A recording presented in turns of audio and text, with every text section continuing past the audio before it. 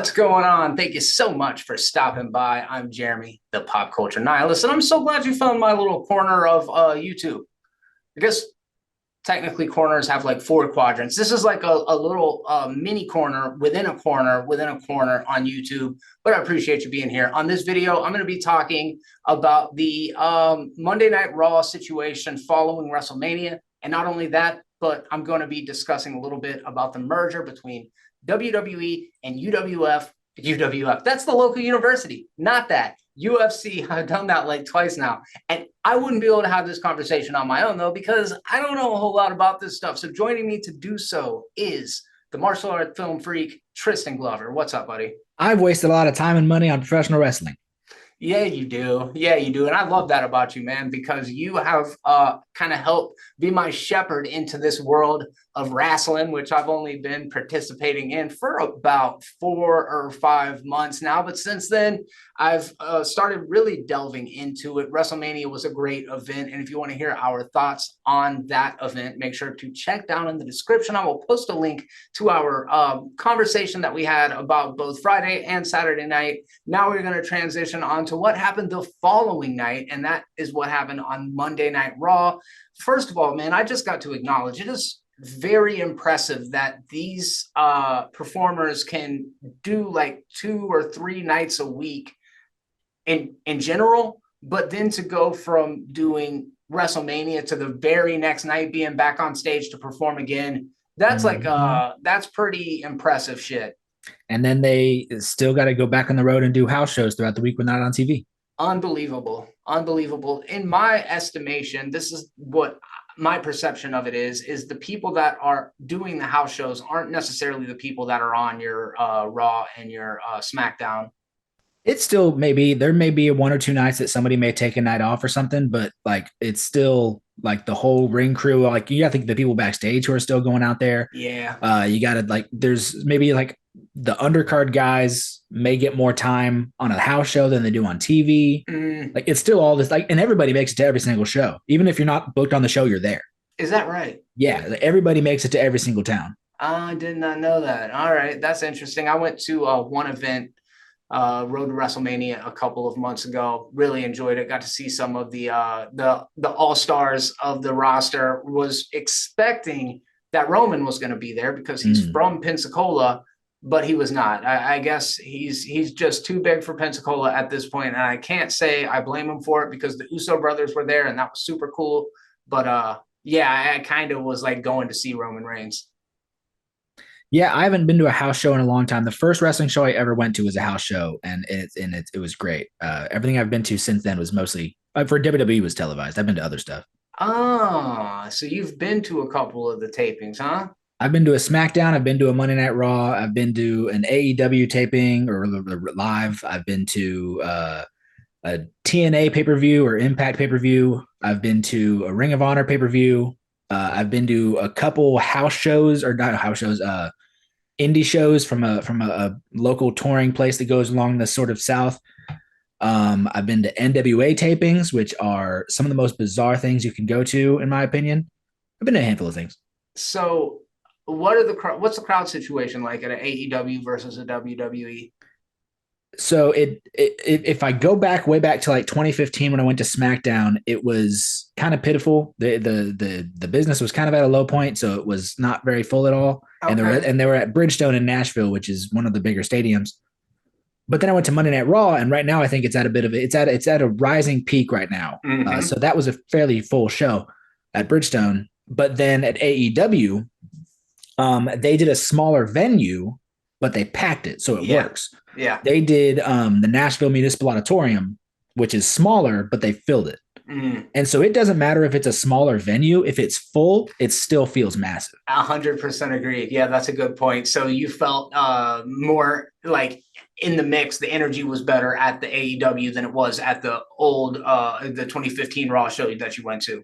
So the Raw show I actually went to was in January, but the SmackDown I went to was in 2015. SmackDown. Okay. Then comparing AEW to the Raw that you went to in January, which was the most hype out of the two of them? Probably the AEW. AEW shows I've been to two actually. I think they're a bit more hype But I think it's a slightly more hardcore fan base, and when you have us packed into a smaller venue and there's a lot of us, everybody's kind of more on the same page and cheering for a lot of the same things. Hell yeah. Whereas with WWE, it's such a mass appeal kind of thing that you get people at a WWE show who it's like, They're oh well, casuals. I could afford the ticket. I was Yeah. like, it's a show to go see while I'm in town, Yeah. and so it's a different crowd. I get that. All right, interesting. I was just kind of curious about that. So I didn't watch Monday Night Raw. I don't think you watched all of it, but I know both of us have seen some of the most significant moments of it. I hear it was kind of just another show. Which is a big And bummer. yeah, yeah. Until the end when something pretty substantial happened, and that is that Cody and Roman had a conversation about what had happened at WrestleMania. Cody addresses the fact that Roman wouldn't have won and he wants a rematch. And of course, Bloodline, they're not really interested in that. Like, why would they want to do that? Why would they want to put it in a situation where Roman could potentially lose? But they do decide. Was it Heyman that decides Yeah, Paul Heyman, that the they're going to wise have a man. tag team match? And what's going on with that, Tristan? So I think it was like I don't even know what the full stipulation was. Like somebody who can't have a match with Roman Reigns for the title or something like that. Yes. And so perfectly Brock Lesnar fits that because Brock Lesnar is ineligible for any championship match against Roman Reigns. So it's going to be Cody and Brock Lesnar against Solo and Roman. And Roman's a little bit shaken up by seeing Brock Lesnar being like, what's this dude doing here? But then he's like, you know what? It's okay. I've toppled this guy before. I can do it again. Yeah. So then Brock takes the stage, and we were expecting he and Cody are gonna, form this alliance. And all of a sudden, Brock puts Cody in the F5, yeah. puts him in the F5, fucking takes him down, double cross, I guess. Mm-hmm. Pretty wild moment to see Brock turn on Cody because why? What did he do that for? He's Brock Lesnar, I guess. I don't know. Real heel move, man. What is the relationship between he and Roman? What is the relationship between he and Cody? Like, Between Brock I and don't Roman? know. Yeah. The relationship between Brock and Roman is boring the fans for 5 years. They've like been in so many WrestleMania main events where nobody gave a shit. They've had so many match like it was so during the time when Roman Reigns was not the I'm blanking on the tribal chief. He was just Roman Reigns, the big dog, Roman Reigns. They were pushing him as the new John Cena, and nobody gave a shit. Nobody liked him. Nobody wanted him. He couldn't talk for nothing. He had no personality. He was boring, but they wanted him to be the guy, and he was not the guy yet. Now he's the guy. Back then he was not. And so for years, he was like the WrestleMania main event against Brock Lesnar because Brock Lesnar's the biggest threat in the world. If he beats Brock Lesnar, he's going to be the biggest guy in the world. No one gives a shit. You're boring us. And so they've had like a 6-year feud where for at least 4 years of it, no one gave a damn. Huh. It's only in the past few years that it's like, okay, this is a good match now. But the feud's over. Like, so, I'm not even worried about Brock and Roman right now. I guess I'm more worried about Brock and Cody. But yeah. Okay, well, that really clears things up for me. I mean, everything you said means nothing to why Brock and Cody would have had. I mean, if anything, it contradicts that. I think it's just Brock being Brock. Brock is a bully. Brock is just gonna, take down whoever he wants to take down. Sure. Okay. And Vince McMahon loves this motherfucker, right? Oh yeah, Brock is a Vince boy. Yeah. So I can see how he would sell tickets, being that he was a superstar before he even joined wrestling. So to have somebody like that on the marquee is always going to be a draw for these casuals that you were talking about that go to WWE events. So I can see why he will always bring value to an event. And what you just said adds to why it was such a non-compelling show. Because so typically, I don't know if you're aware, they made a big deal of it on the show because it is a big deal.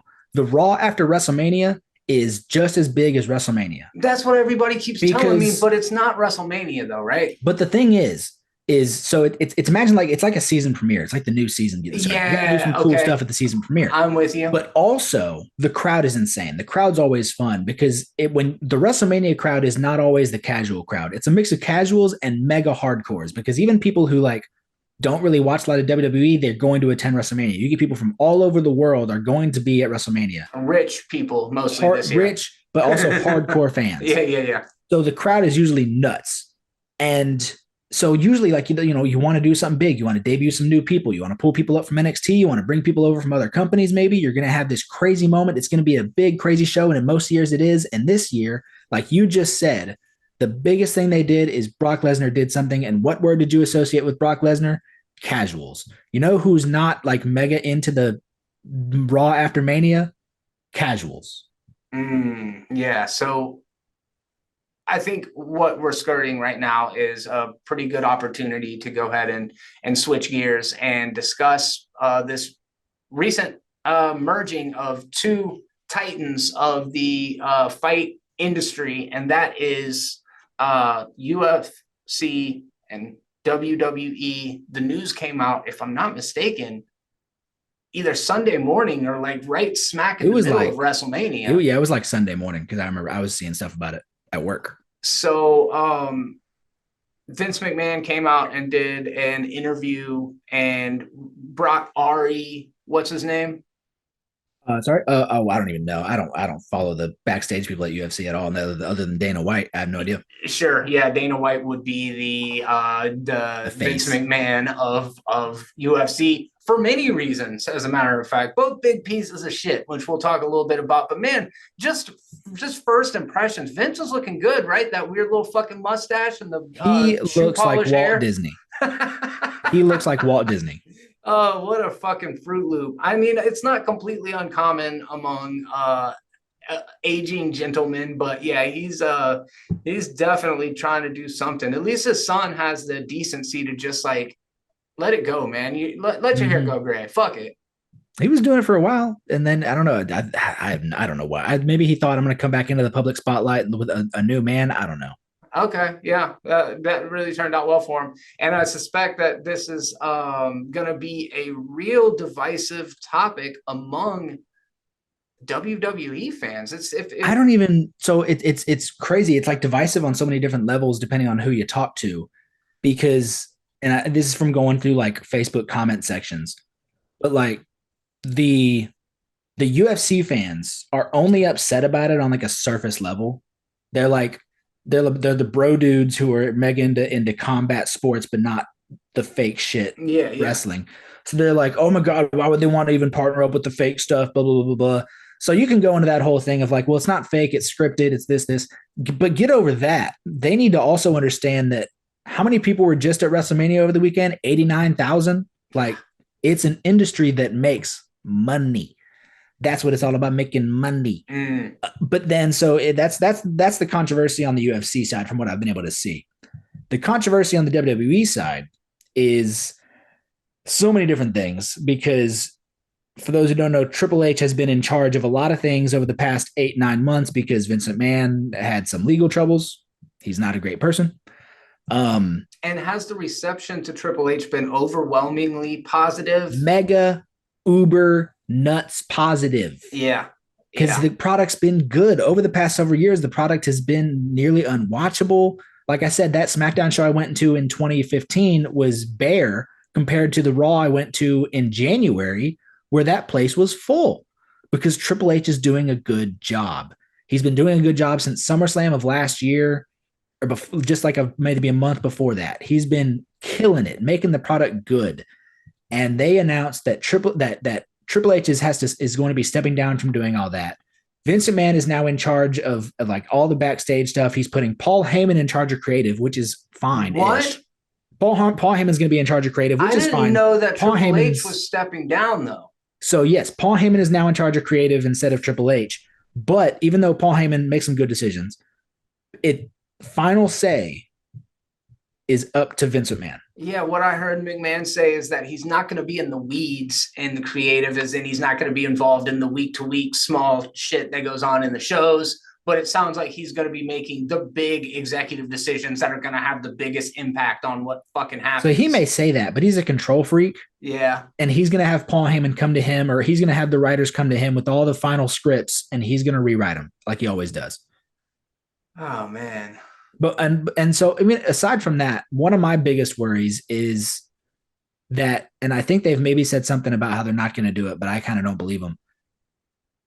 I'm scared that they're going to go back to $60 pay-per-views, because I go back to my childhood where I didn't watch any pay-per-views. I only ever watched two, and it was because a friend's parents got them. I didn't catch any pay-per-views as a kid. It's like missing a big episode of a TV show, and you got to wait for the recap. So Until as an adult, where it's just $9.99 for the network, and then I can get every pay-per-view every single month, and that's like, that was revolutionary for me. yeah, and you mentioned that before. I guess on one hand, and I don't know, maybe everybody's situation is obviously different, but when Roy Jones would box, we would pool. We would get 5-6 people together, throw down $10. It would be a fucking event. We got hot wings, we got nachos, we got beer, it was an event. I would imagine the same would apply to something like WrestleMania. You just get a couple people together, right, pool it. It turns into more of an occasion, more of something that you look forward to in that way. Where when it's as accessible, and I feel the same is true about Star Wars and Marvel and all of that stuff, there does come to be a point where it has been so commodified that it doesn't feel special anymore. Granted, it sounds like now WWE's got something going on every month. Like, are you going to be able to do WrestleMania, SummerSlam, Royal Rumble, fucking all the way down the line? Of course not. So it seems like this, on one hand, could be more exciting for the big events, but it also seems like the ratings are going to take a fucking huge hit, and because it's not going to be as accessible to as many people. So like, they haven't said that this is what's going to happen, but just because that's what UFC does, and Endeavor's in charge of UFC is a $60 pay-per-view. I'm just scared that they're going to go to that model because they'll make more money with pay-per-view buys. Yeah. And then Peacock's streaming service is going to take a substantial hit if that happens. Yeah. Okay. And then you also have you have someone like me, who I'm watching both WWE and AEW, and AEW only does 4 pay-per-views a year. I think they're adding a 5th this year because they're going to the UK and they're going to do something over there.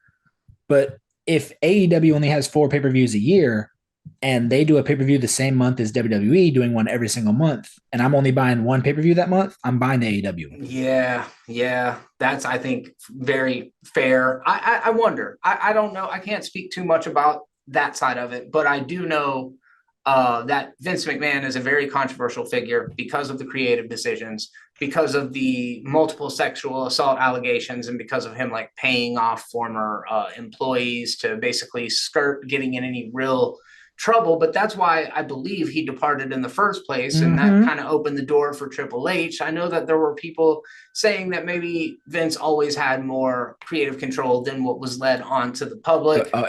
Well, probably not. I don't think he had a whole lot in the past 8 months, but yeah, he used to be mega involved.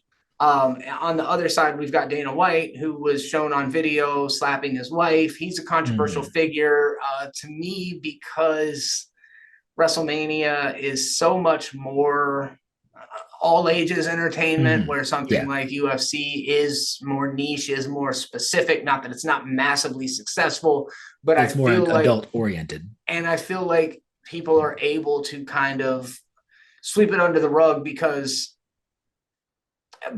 there is no creative decisions being made at UFC. Dana White is the guy who made it, and then it just kind of, it exists without him, right? Like, you take Dana out of the picture, nothing changes. I don't know why, and I can't justify why it is that I feel that the situation's different. It seems to be different.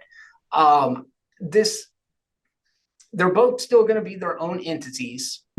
We've seen Brock, we've seen Ronda, we've seen so many Go back stars. To the 90s, throw in like a Ken Shamrock. Absolutely. Severn. That's a really good point. People that came from UFC, God, Ken Shamrock, Cain Velasquez, beast. These people came over to WWE. Can you name an example of somebody that went from WWE to UFC? Well, first of all, Brock Lesnar. He went back to He was WWE originally, and then he went to UFC. I did not He know that. was he was WWE in about 2002 to 2004 for only about 2 years, maybe 2001, but like 2 or 3 years he was WWE, and then he went and tried football. That didn't work. He went and did like one or two wrestling matches in Japan, and then he did a MMA fight in Japan, found some success, went to UFC, obviously success, and then back to WWE. So what does this look like creatively? How do you build synergy between these two separate entities in a way that is appealing to audiences and also not a complete liability for the wrestlers? I don't think WWE will have a whole lot of problem. I don't think most WWE fans will really care too much. I don't think WWE fans have ever really given a shit about most people's UFC careers. Like Ronda's maybe the only one. I don't think WWE fans give a damn about Brock Lesnar's UFC career. If they did, they would not see him as the monster he is. Because I've never seen him as the monster he is because I've seen his UFC career. Yeah. I'm like, yeah, sure, he was the champion, but did you see him get his ass whooped by Cain Velasquez and Alistair Overeem? Okay. So like, yeah, Brock Lesnar is going to be a beast in the ring, but he's not the be all end all of combat sports. So you can say the same thing about Ronda Rousey, and like Matt Riddle's great, but he was never really the guy in UFC. He could have been if he didn't, love smoking weed so much. Shayna Baszler was never the best in UFC, but I can always look past that because her career in NXT. I don't know. It's such a weird gray area of all that. The only people I think are really going to have any problem is UFC fans. And I think because so much of the UFC fan base is kind of that bro culture who's just going to be like, why are we talking about this fake shit? Yes. But at the end of that, I can't see how they can successfully do some crossover stuff other than cross promotion of just talking about it, being like, hey, sponsored by WWE, whatever. You're going to see like a WWE logo in the UFC mat where all the other Budweiser or whatever logos are.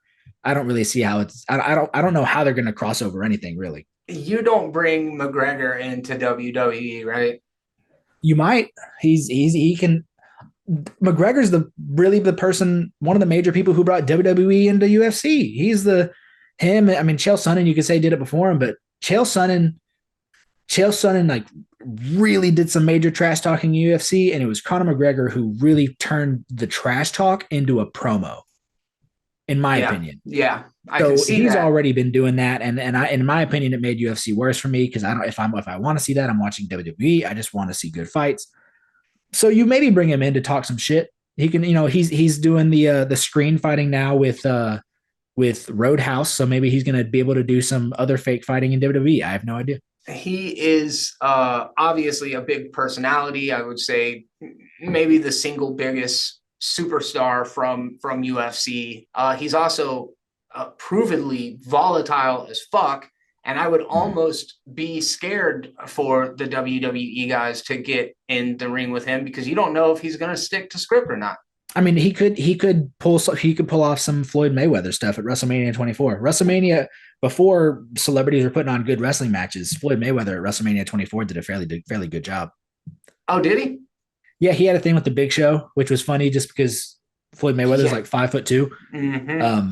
But they did some really fun stuff. So obviously there's big money in this, and if you can just keep the people on the reins, I do think you could take UFC fighters as they start to age out of their fighting career and kind of siphon them into WWE. And as you said, I don't think anybody would have any opposition from that, but I don't feel that flow works both ways. I don't think you can take many WWE fighters and siphon them over into UFC. CM Punk tried, CM Punk failed, but CM Punk also never had any actual combat experience. He wasn't like a collegiate wrestler or anything. Whereas with WWE, there are like a handful of guys like a Dolph Ziggler and some other people who were like actual collegiate athletes, especially these days. WWE for a while in NXT was almost exclusively bringing in college athletes. Oh, cool. I'm trying to remember what this program is. They had this program where college athletes could like sign with WWE, and so they'd have somewhere to go after graduation if they didn't get like a pro, job with their sport or whatever. Mm-hmm. So there's like a handful of guys in NXT now, guys and women who are like college athletes. Is there anything else that you want to talk about this merge, or anything else that kind of jumps out to you? No, I'm thinking we've probably covered everything. I'm really scared about paying $60 a month for pay-per-views. I really don't want to do that. Yeah, I think that is the thing that is going to affect the consumer the most. Y'all let us know what you think about that specific point. I kind of devil's advocated it, but I do not support it. I would much rather be able to have access to this stuff, especially if it's I'm And again, watching that's it because me. it's available. That's me throwing out a what if. Yeah. I think like I said, I think I saw something of them saying they're not going to do that, but also I don't trust them. Yeah. I feel like it's a major possibility. All right. Well, thank you very much, Tristan. I appreciate the conversation. If you guys want to check out more of his content, make sure to check out the Martial Arts Film Freak on YouTube. I'll post a link to that and his socials down in the description for this video. There is tons of other wrestling content and other pop culture related stuff here on the Pop Culture Nihilist. So subscribe if you want to stay up to date with all of the terrible content. I'm Jeremy, and until next time, and on behalf of both myself and Tristan, be terrible. Peace.